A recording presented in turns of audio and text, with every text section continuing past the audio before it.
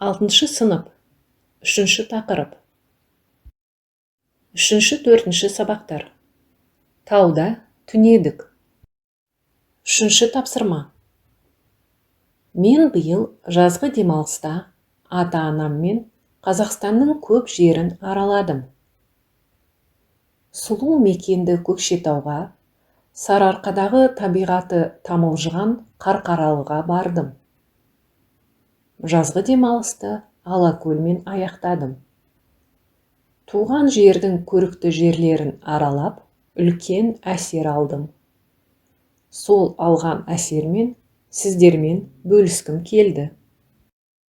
4 тапсырма. Біз Алакөлдегі Еспенбет сайына бардық. Сайды өрлеп, жоғарыға көтерілдік.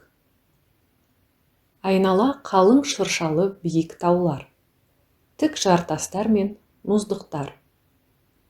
Ауа тап-таза.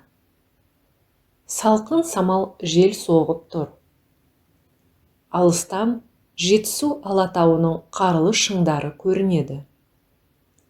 Асқар таулы мұздықтар аспанмен тілдескендей. Күн қызарып көтеріліп, айналаға нұр шашады. Айнала көк майса қалың шөп.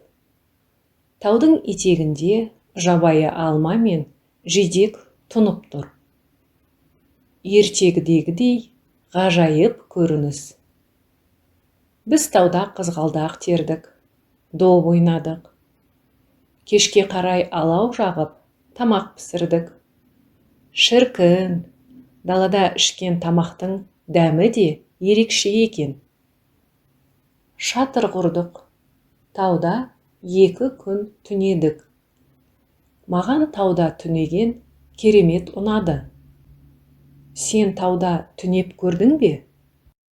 Уважаемые зрители, полный конспект урока с выполненными заданиями и переводом на русский язык вы можете приобрести на WhatsApp по номеру, указанному на вашем экране.